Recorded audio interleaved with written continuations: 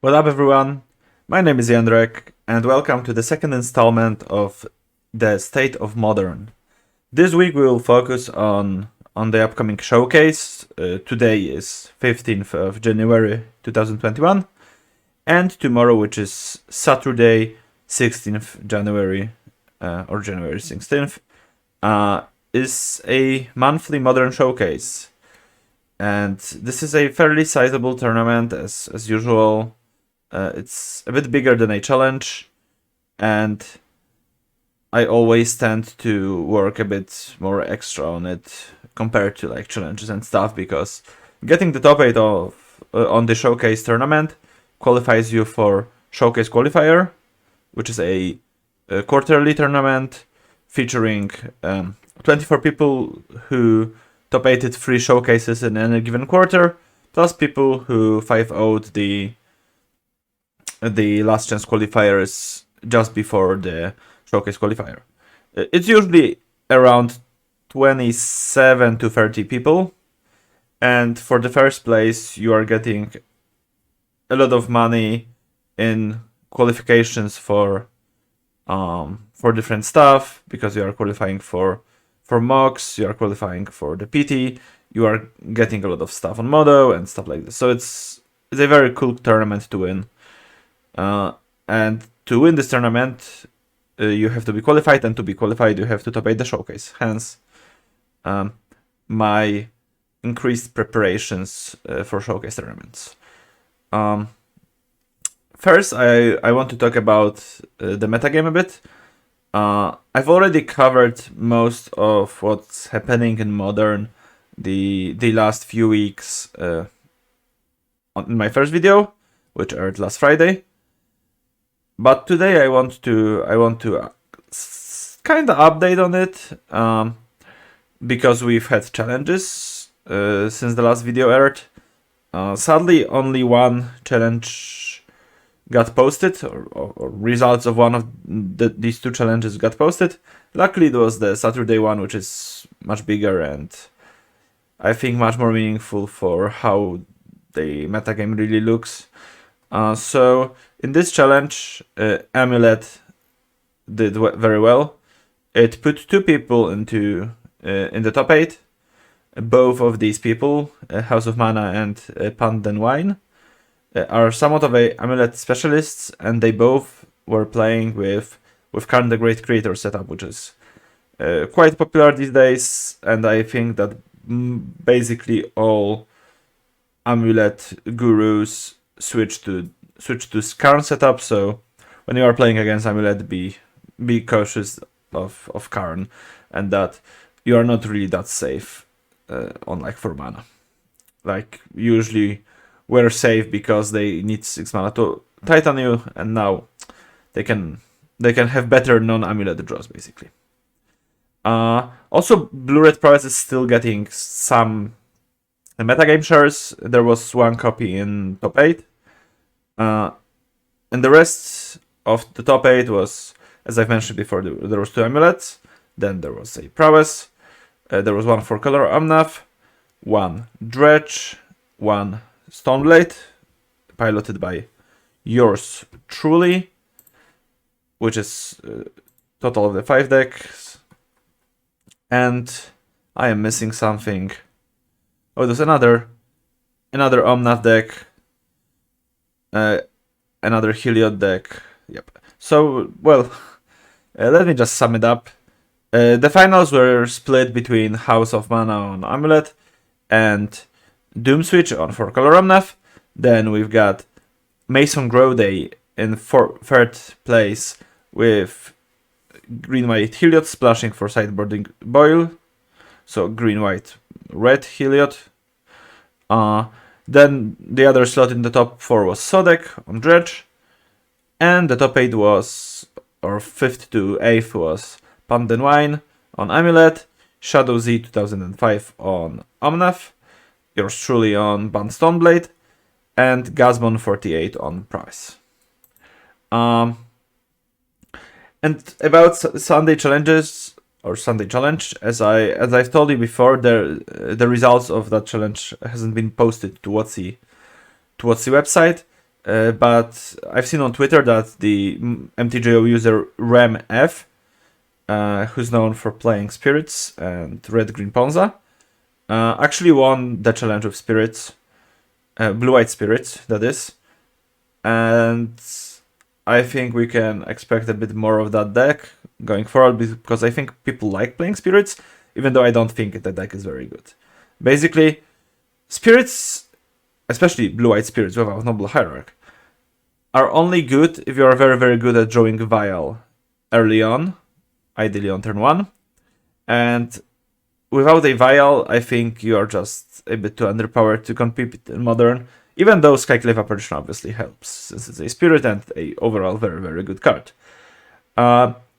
Otherwise, the decks that I've talked about last week are mostly still good. Last week my top tier was Uro, Red Black Shadow, and Hammer Time. And then the regulars were more prowess decks, Titan decks, Heliod, back Uro, Landless Combo, and stuff like this. This week I'm kinda shifting it in a way that I think the King of Modern is back to its sole position on the top, and I think this gentleman, Uro, is still the best thing to do in Modern, and I think the gap between Uro and anything that is not running Uro is a bit wider than it was last week, but it's still obviously quite a good choice to play any of the regulars deck, so it's still okay to play Hammer, it's still okay to play Heliod, it's still okay to play any prowess decks, any Primeval Titan decks. With the one exception to this is, I think, Landless Combo. I think it's lost some of its position in the metagame, because for one, people started to respect it more, and they have necessary sideboard tools to fight with them, and secondly, they've learned how to actually navigate the games against them. So I wouldn't be so thrilled about playing Landless Combo myself this weekend. Okay, so about the showcase, I have 2 decks coming up that I still have to decide which one I'm gonna play. These are back with Uro and Bant Stoneblade. I think both decks are truly, truly good, and in general, you can't go wrong with playing Uro. Like, you can play 4-color Omnath as well, you can play Rak probably, even though I think Rak is significantly worse than other Uro decks, but it's still an Uro deck, so it's still at least okay. And I think the choice is very close between them. I'm leaning towards Bug, since in the heads-up match between 2 of them, which is Bug and Bant Stoneblade, I think Bug comes out ahead, and even though Bant Stoneblade isn't obviously that popular, Bug is, so I don't want to play Bant and face a lot of Bug players, because I think even though the matchup is still somewhat close, and against a bad player on Bug, you can definitely win with Stoneblade, but if you are facing a good player on Bug, I think your chances on Bant aren't that great, and I would rather just take the mirror match, and I'm really not afraid of playing mirror matches on Bug against just anybody, basically. So I think it's a good place to be. So here is the Bug list that I'm gonna run if I decide to play Bug. Some changes from yesterday, which is Thursday, that I've made is, well, it's one change, and it is cutting Damnation from the board for second copy of Explosives. I think Explosives are just a great card right now. They're very good against Hammer, they're excellent against Red Black, and even though they are not very mana efficient, they can still bail you out from some really crazy situations. So I would recommend 2 Explosives going forward.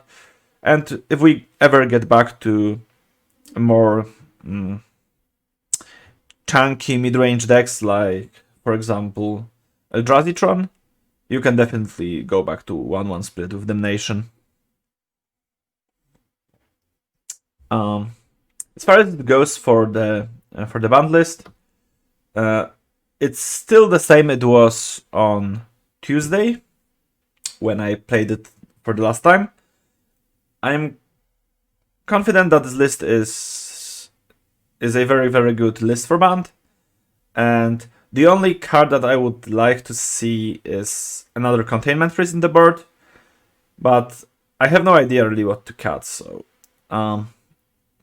if you can figure it out for yourself, then it's great. It's probably either like 1 Mind Sensor or 1 Deglammer for another priest is fine, and these cards are obviously all great, but I just felt that priest is really, really good when people does not expect it or do not expect it, and they usually don't. For both Bag and Bant, I've posted a guide on my Patreon, so you can check them out. They are both around 15 pages long, and you've got a comparison between Bag and Bant in both of them. So a lot of stuff in these guides will overlap with each other. For example, in tips and tricks tips and tricks section, there will be a lot of similar stuff in both Bant and Bag, because there are a lot of stuffs like sequencing with Sanctuary or remanding your own spells and stuff like this that is similar in both archetypes. But the guides are constructed in the way that you don't have to read both if you're only interested in the one deck. So instead of saying in the Bag guide, you can just check it out in the Band guide, I just repeated the information if you only are interested in one of these decks. I think that makes sense. Yeah, so both guides have the comparison section between Bant and Bag, a card selection section in which I go over some more unorthodox choices, like, for example, Oust or No Teferi Time Raveler, which is the obviously favorite topic of everyone on Twitch every time I'm streaming this deck.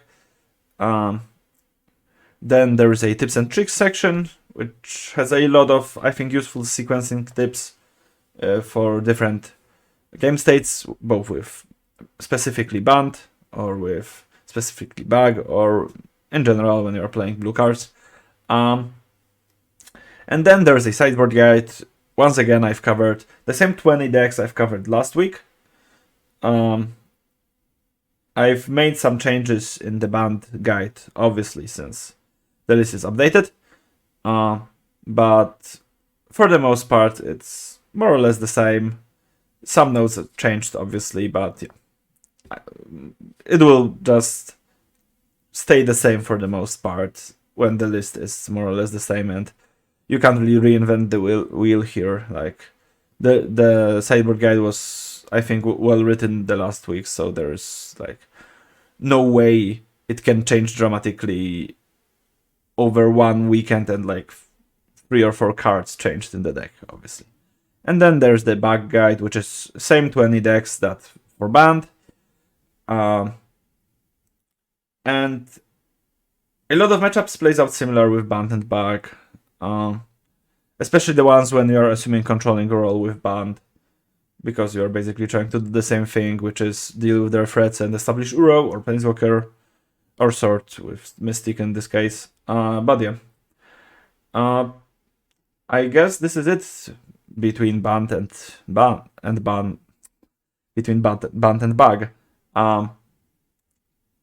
As I've said before, I'm leaning slightly towards Bag.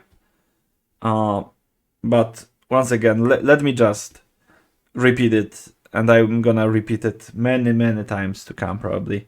You can't go wrong with Uro. If you have Uro in your deck, it doesn't matter all that much if you're playing Bant or Bag or For Color or Rag or anything else, as long as you have Uro in your deck, which is an absurdly strong card. And yeah, if you are playing Showcase this weekend, I hope you all good luck. Or I wish you all good luck. I hope you all will do well. And for the next week, I'm gonna talk a bit more about Kaldheim, about cards that I think can be good in Modern. I believe that the full spoiler of Kaldheim will be out on January 19th, which is the next Tuesday, and the next Friday is January 22nd. So we should have full spoiler by then. And I'm just gonna analyze some cards. I think the set is powered down in comparison to Theros or obviously Throne of Eldraine, which is a good thing. I think that Wizards are taking back some of the power that they've put into these absurd cards that they've printed over the last few years. But this means there will be probably not much cards that can not many cards that can make it to Modern. So far, what has caught my eyes are obviously the Snow Duels. For those of you who don't follow the spoilers, Snow Duels are the ETB tapped duels with Snow super type and basic land types, so you can fetch them. For example, there's a blue-green, so Island Forest tapped duel with Snow super type, which can obviously help Icewind Cattle very, very much. Especially in a decks like maybe some Field of the Dead build, when you can pair Field of the Dead with snow-covered duels and Icewind Cattle, which was basically impossible by since basically an Astrolabe ban, but with Astrolabe in the format we weren't really playing Field of the Dead. So yeah, it's just something that hasn't really happened because we didn't have enough of the right tools, I think, for it to happen. And yep, I'm kind of excited to brew with these lands, both in Stoneblade with Bug. Maybe we can build a bit lower to the ground Bug deck. I have an idea in my head to play Bug with Snow Duels and Icewind Cattle, and maybe Jace, Vryn's Prodigy, and Unearth a bit lower to the ground build that I might test after Kaldheim releases. So yeah, I'm excited about that. Some other cards that I think that might be okay are Behold the Multiverse, which is an instant for 3 and the blue. Scry 2, then you draw 2, and it has Foretell. So Foretell is for 2 colorless mana. You can exile this card face down from your hand, and then on the later turns you can cast it for its Foretell cost. So it's basically like morph for spells. And its Foretell cost is 1 and the blue. So you pay 2 for exiling it, for foretelling, and you are paying 2 generic mana to foretell every card with Foretell. So that's that's something that's constant over all of these cards. So yeah, it's basically a strictly better Glimmer of Genius, and Glimmer of Genius is a card that isn't quite on the Modern power level, but with this cost reduction it might actually be. I think it's just very convenient to, for example, when you have turn 3 and you have Fatal Push, you can just, or Thoughtseize, you can just foretell your Behold the Multiverse and cast your 1 mana removal spell, and then on the next turn you can Mana Leak plus cast Behold the Multiverse from Foretell in their end step, which is just very convenient. It lets you use your mana very, very efficiently, and I think it might be pretty good, but yeah, obviously we'll see. And the last card I think might be good is Nico Ares, which is the new blue-white Planeswalker. It's white, blue, blue, and X for a Planeswalker with 3 loyalty. When it enters the battlefield, you are creating X Shards token. A Shards token is an enchantment that works similarly to Clue. It says pay 2, sack, and I believe maybe tap as well, but I don't remember. To scry 1, then draw a card, so it's a bit better clue. And then for +1, you can make your creature unblockable, up to one of your creatures unblockable, and when it deals damage this turn to a player, you bounce it. So it's basically a way to reuse your Snapcaster Mage or your Iceman Coatl mostly.